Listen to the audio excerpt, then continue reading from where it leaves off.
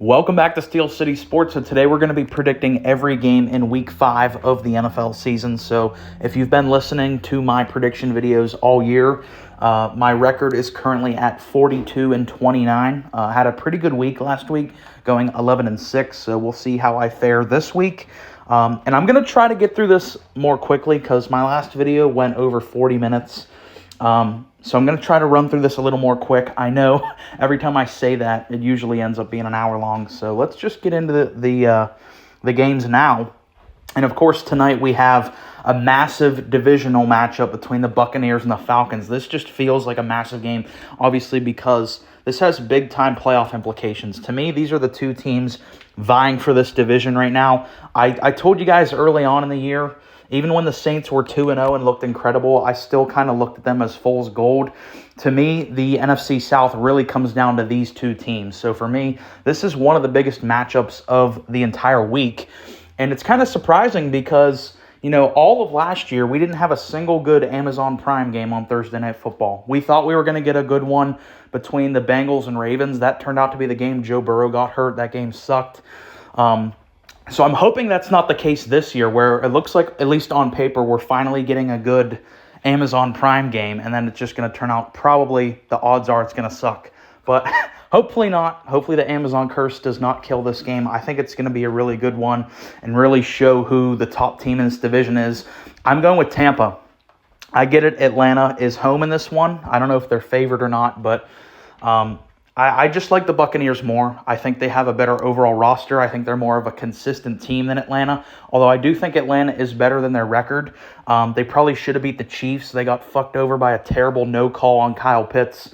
I just think Tampa right now, I like their roster overall better, and Baker Mayfield is playing at an MVP level. That's undisputable. Baker Mayfield has been incredible. You know, take the Denver game out. He's been one of the best players at his position this entire year. And, you know, every quarterback's going to have a couple stinkers. So the Denver game did suck for Baker, but I still look at him as an MVP candidate. Like I said, I just like their overall roster better. I think they match up pretty well against Atlanta. And even though I like Atlanta on paper, I picked them to win the division after they picked up Judon and Justin Simmons. I'm still not completely sold on them in terms of beating the big-time teams. They had a pretty big win over the Saints last week. But like I said, I'm not a big believer in the Saints, so I don't know what to take away from that. So I'm just going to roll with Tampa. For now, I do think they are the best team in this division. I think they're going to prove that tonight with Baker having a big game.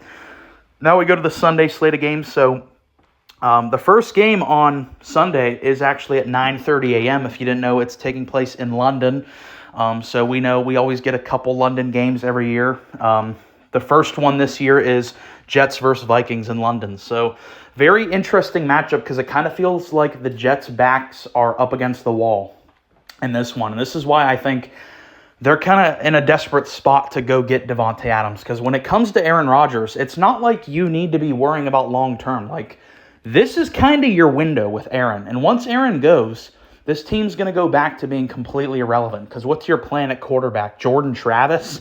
I don't know. You know, I liked him at Florida State, but I don't know how he's going to work out in the NFL. So the second Aaron Rodgers retires, this team goes back to mediocrity. And you guys have to understand, if they don't make the playoffs this year, everyone gets fired.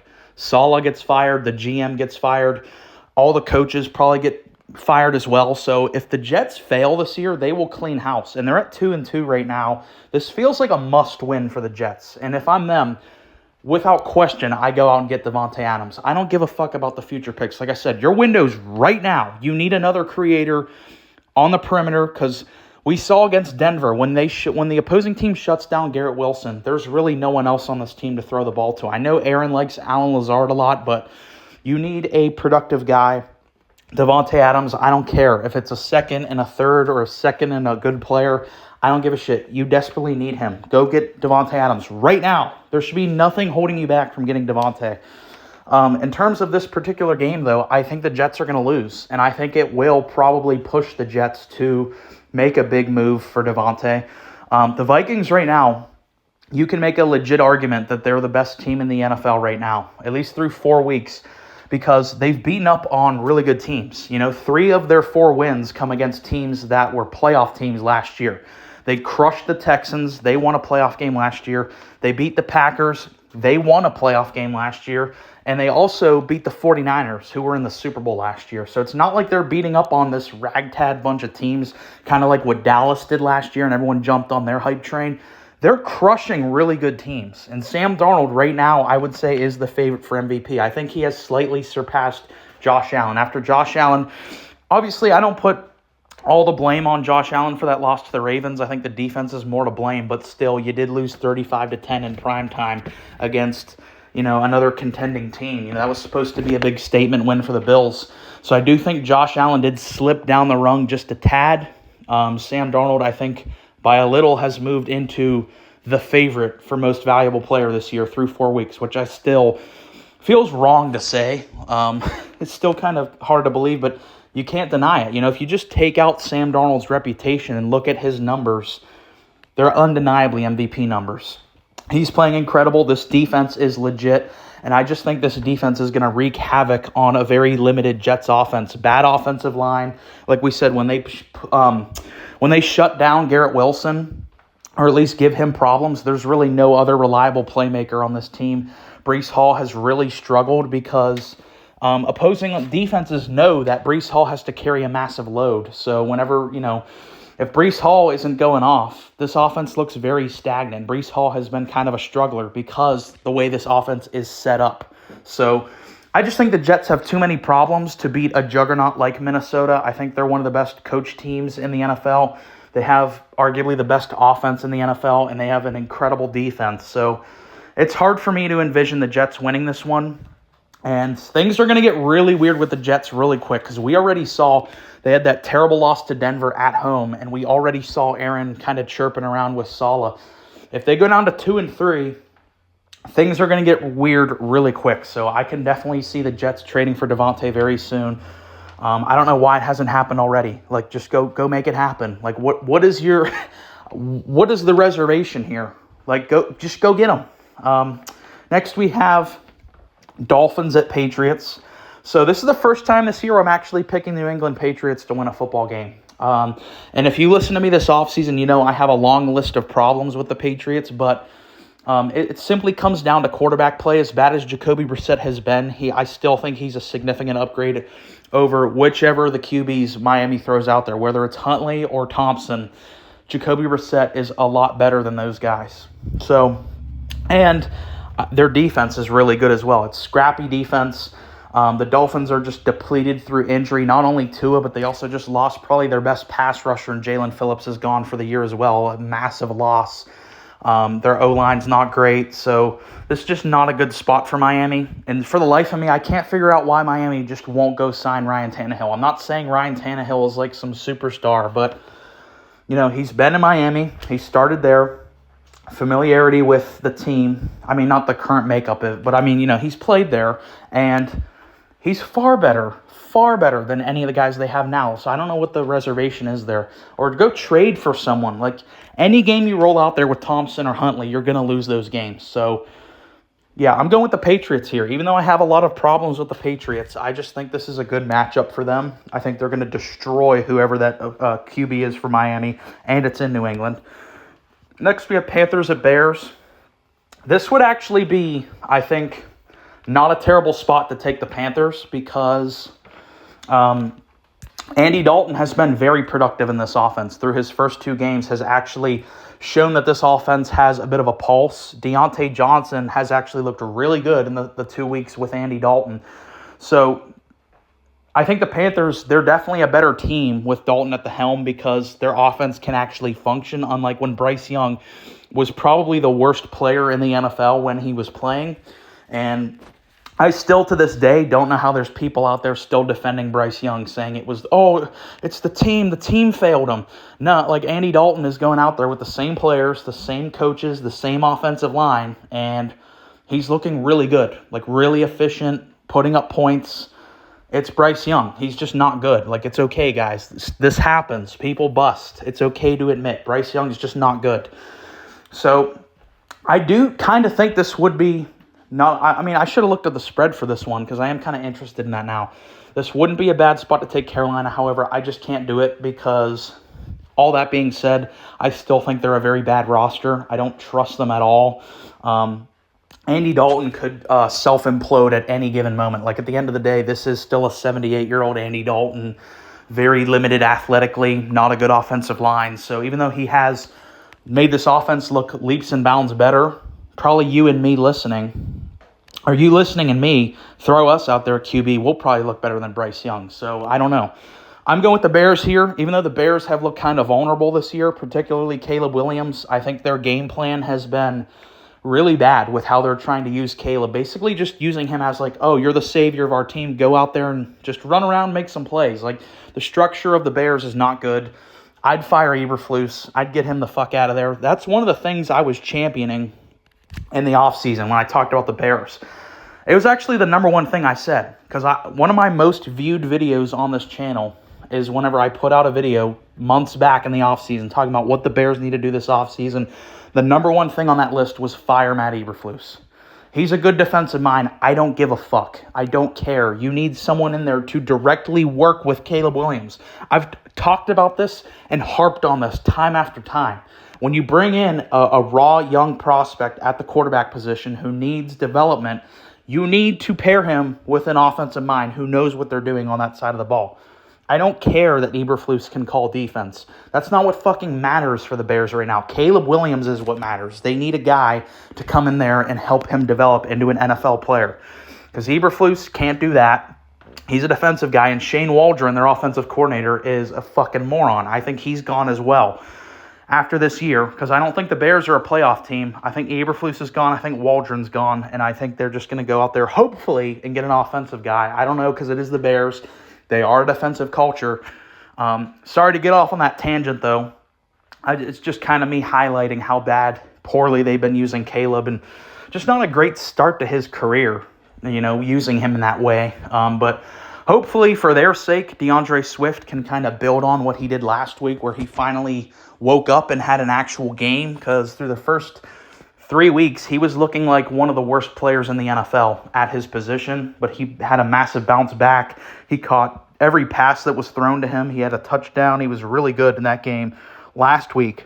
So for their sake, for Caleb's sake, they need that. That's exactly what Caleb Williams needs from his running backs, is some real production, so the whole offensive load isn't on him. So I'm going with the Bears here, but I'm not super confident in this one because I do have a lot of problems with the Bears. Next, we have Colts at Jags. I don't need to spend a whole lot of time on this one. I'm going with the Colts. I think the Jags, they're 0-4. Like, what do you want me to say? I mean, they are structurally a flawed team. The way this roster is set up is so that Trevor needs to really carry this team, and he's just too limited talently, or from a talent perspective, he's too limited to carry a team. He's not that good. He's a good player. I think if you put a lot of stuff around him, like just swap Trevor Lawrence and Jared Goff, like I think Trevor Lawrence obviously would look really good in Detroit, but when you put Trevor Lawrence in a situation in Jacksonville where it's not a very good team and he kind of has to carry the load, kind of like what Andrew Luck did with the Colts early on, he can't do that. He's not good enough to do that. And the problem is he's being paid a lot of money. He's being paid to do that. He's being paid to be the savior of this franchise. He's not good enough to do that. As much as I like Doug Peterson, he's probably gone. I think they're just going to clean house with the coaching staff and the GM. They're going to clean house this offseason. Doug Peterson probably will be fired before this season is even finished, because if they lose this one, they're 0-5. That's a unmitigated disaster. They're probably going to be picking number 1 overall. Even though I have problems with the Colts, they squeaked out a win against my Steelers because our defense just forgot how to play football, and Joe Flacco came in and carved us up. But that doesn't excuse all the issues I have with the Colts in terms of I still think their defense isn't great, particularly that secondary. Their O-line is hit or miss. Their skill positions, again, hit or miss. And Anthony Richardson has been kind of a disappointment for me. And I don't even know if he's playing in this one. And I don't even know if it's particularly a good thing if he plays. I think I'd rather have Joe Flacco play in 2024. That's not a bad thing because Anthony Richardson is still a really, really young player. There's no problem with having him sit behind Flacco for a year because Joe Flacco is just objectively a better player right now in the NFL. So whether it is Richardson or Flacco, I don't care. I'm taking the Colts because the Jaguars are a fucking dumpster fire right now. Next up is a massive matchup. This could potentially be a playoff matchup this year, and that is Bills at Texans. We're seeing a big-time quarterback matchup here. I think two guys you could argue. I mean, Josh Allen for sure is like a top 3, top 2 quarterback in the league right now. I think CJ, you could put him up in the top 5, and I wouldn't really push back much on that. This isn't Houston, but I'm actually rolling with the Bills here. I think the Bills are going to come out here and make a statement win after getting embarrassed by the Ravens. I think they're going to have a little bit of a chip on their shoulder. They're going to have something to prove. And the thing with Houston, they have a good record. They've been beating teams, obviously, but it's the fashion in which they've been winning has been kind of surprising to me because the way they're set up on offense with all this talent, all these weapons around CJ, I thought that they would be absolutely curb stomping people. I thought that they would be one of the most high-powered offenses in the league this year, and that's just simply not what they are. They're kind of just they're more defensive-oriented. They're kind of scrappy wins, kind of pulling them out, only winning by 3 or 6 points, whereas I thought they would just be bludgeoning people, caving people's heads in with fucking baseball bats. That's how destructive I thought this offense was going to be. And I just haven't seen it at all this year. They haven't really had a performance like that whatsoever this season. And I think now that they're going to play the Bills. I mean, look what happened when they played Minnesota. They got absolutely shredded by the Vikings, and I could see a very similar outcome happening here with the Buffalo Bills, who have shown a significantly higher ceiling on the offensive side of the ball. So give me the Bills on this one. That's a massive matchup. Next, we have a divisional matchup, my AFC North, between the Ravens and the Bengals. Give me the Ravens here. I just don't think the Bengals are that good, even though I'm still high on Burrow, I'm still high on Jamar Chase, but and those two guys are good enough to win you any given game. So I'm not writing them off completely in this game, but I just think the Ravens, they found their recipe, They had to tinker with their recipe to start off the year. They didn't exactly know how to integrate Derrick Henry into the system. Even Harbaugh came out and said, we're not going to use him a whole lot this year. They only gave him 13 carries in week 1 against the Chiefs. They didn't use him a whole ton against the Raiders. They lost both those games. But what happened? Todd Monken, I think a light bulb went off in his brain. He's like, hey, we have a Hall of Fame running back still in his prime. I don't know, maybe let's just fucking use him. I don't know, let's just try it. And look what happened against the Cowboys. They crushed the Cowboys, and that score was not reflective of how dominant the Ravens killed the Cowboys in that game. And then Buffalo, they crushed the Bills on the back of Derrick Henry. Back-to-back weeks, Derrick Henry has been the sole reason. Lamar was good as well, but Derrick Henry was the reason why they won those games.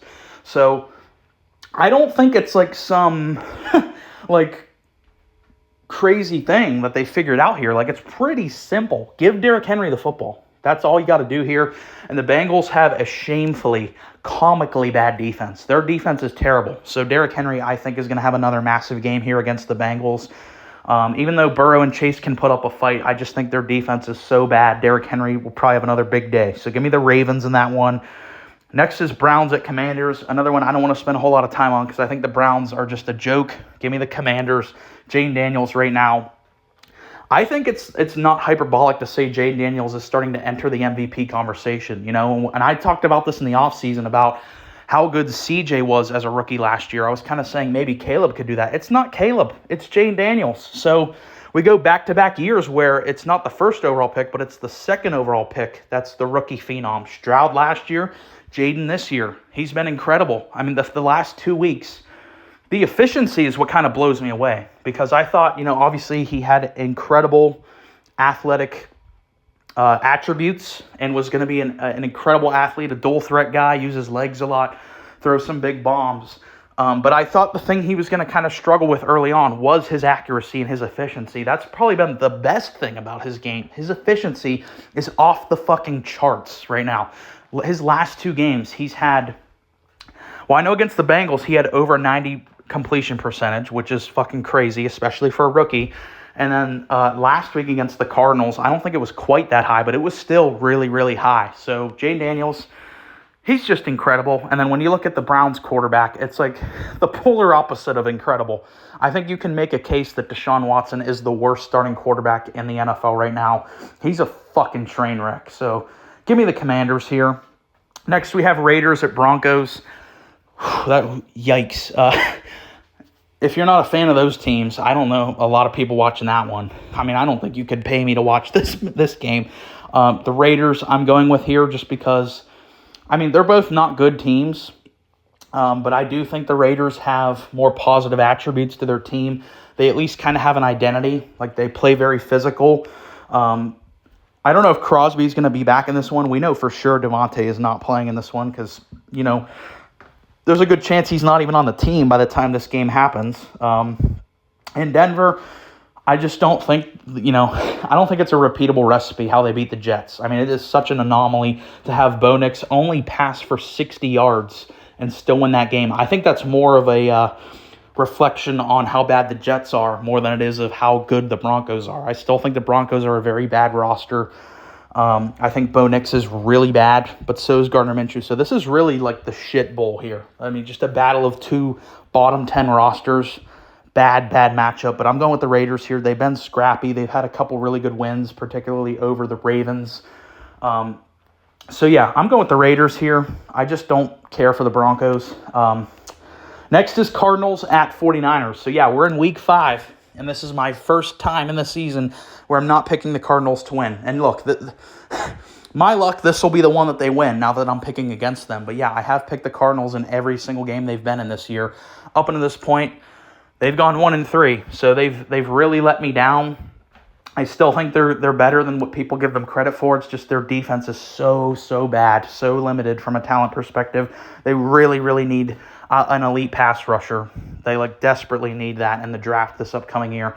But the 49ers, they have problems for sure. They got a ton of injuries already. McCaffrey, we don't even know if he's going to be back this year. Debo, I don't know if he's playing in this one. Brandon Ayuk has been one of the biggest disappointments of this entire season. But that being said, Brock Purdy is playing incredible. Brock Purdy, everyone's saying, oh, Brock Purdy, he's only good because he's in Shanahan's system and he has the Avengers on offense and all this shit. I don't want to ever hear that again, based off what Brock Purdy has done through the first 4 weeks. Brock Purdy has been playing at an elite level with injuries to his great players. And I didn't even mention Trent Williams, the best offensive lineman in football, has been injured as well. And Brock Purdy is still putting up elite numbers. So anyone who says that Brock Purdy's just like a system QB or whatever and tries to take credit away from him, they don't know what the fuck they're talking about. They don't watch football. They don't follow this stuff. They're just an idiot. If you still at this late date are a Brock Purdy denier, you're just an idiot. It's that simple. And I'm not some Purdy fanboy. I'm not some 49ers fanboy. I'm a Steelers guy. I don't really give a fuck about the Niners. I don't hate them. I don't love them. I'm just telling you the facts here. I'm telling you what I see. It's just the objective truth. He's a good player. And that's why I'm picking them against the Cardinals here, because he has been extremely consistent and has delivered for the 49ers this year despite massive amounts of injuries on this roster. And the Cards have let me down a lot this year. Like I said, I picked them 4 weeks in a row, and they went 1-3 in that stretch. So I think I'm done with the Cards, at least for a little bit. Next up, we have Giants at Seahawks. Give me the Seahawks here. The Seahawks have been one of the most impressive teams. I think for sure they're a playoff team. With Geno Smith playing at this level, the defense has been a lot better this year than it was last year. Obviously, Mike McDonald is a massive upgrade over Pete Carroll. And I think Pete Carroll is a Hall of Fame coach. It's just he was outdated in 2024. That's all. Mike McDonald kind of brings a more updated version of that. He's really been getting a lot out of that defense. The secondary is great. I think Devin Witherspoon is such a stud. Really one of the most underrated players in the league. That guy is so incredible. And Byron Murphy, the rookie's been really good. But Geno Smith is the reason why the Seahawks are 3-1 right now, because say what you will, I know that this is just a weird year for MVP because we're seeing guys like Sam Darnold and Baker and Geno Smith be realistic MVP candidates, but it's what I said about Darnold. You have to take the reputations out of it because MVP isn't based on who has the best resume. It's based on who's playing the best this season. And Geno Smith has objectively played at an MVP level this season. He's been fucking incredible. So Geno Smith, with those weapons, with DK, Lockett, JSN, Kenneth Walker was incredible against the Lions. Give me the Seahawks here. And I don't think the Giants are very good. I don't even know if Malik Neighbors is playing in this game. If Neighbors plays, I'll give the Giants a 20% chance to win this game. If he's not playing, I'm giving them a 0% chance. That's how much Neighbors matters to this team because he literally is their offense. So yeah, like I said, taking Seattle on that one. Next, we have Packers at Rams. I'm rolling with the Packers here. I think this is a big game for Jordan Love. Like, he has to win this game because, like we said earlier, up until this point, the Packers have obviously played 4 games this year. 2 games they won, Jordan Love didn't play. And the 2 games they lost, Jordan Love played and didn't look good in either of those games against the Eagles or against the Vikings last week. So Jordan Love has to kind of have a statement game here, in my opinion. Has to beat the Rams on the road here, kind of have a big signature win. This is a must-win game for Jordan Love to really show that he was worth the contract. Because up until this point, I know it's been a very small sample size, but when you get paid that amount of money, it's hard to give you the benefit of the doubt. I know he got injured, but like I said, that amount of money, you got to perform. And thus far, Jordan Love has not performed. So I'm rolling with the Packers here. I think Jordan Love is going to bounce back. And again, with the Rams, I've been very impressed at how competitive they've been. They even beat the 49ers with these injuries, but I just think long-term it's not sustainable to be a very good team with the amount of injuries they've racked up. Kupp ain't playing. Puka's still on IR. They have still all those injuries to their line. Even though, like I said, I give them credit for how competent they've been with the injuries, I just think Green Bay is an elite team. Jordan Love should have a bounce-back game here, so give me the Packers. Next up, we have the big Sunday night game, the massive game with my Steelers hosting the Dallas Cowboys. What a great matchup. I mean, this is one of the great rivalries historically in the NFL, so anytime they play, it's a big matchup. And, of course, being Sunday night football, there's going to be a lot of eyeballs on this game. This is a huge, huge game. I'm pretty sure the last time that these teams played, at least in Pittsburgh, in Pittsburgh, because they did play in Dallas in 2020. But the last time they played in Pittsburgh was 2016. The first year I really watched football, so it's kind of like a core memory to me because it was a big game. It was Dak and Zeke's rookie year where they were the rookie phenoms. A back-and-forth matchup. You had that Ben fake spike. If you guys watched that game, you'll remember what I'm talking about. So it's just a big feel game here. But I'm rolling with the Steelers here, not only because I'm a Steelers fan.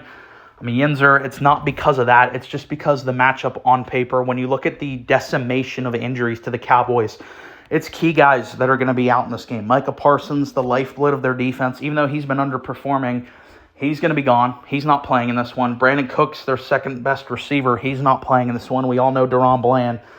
He was declared out before the season even started, so he's obviously not going to be there. They've really missed him. I don't know if Trevon Diggs is playing. He went out early against the Giants. He went back to the locker room.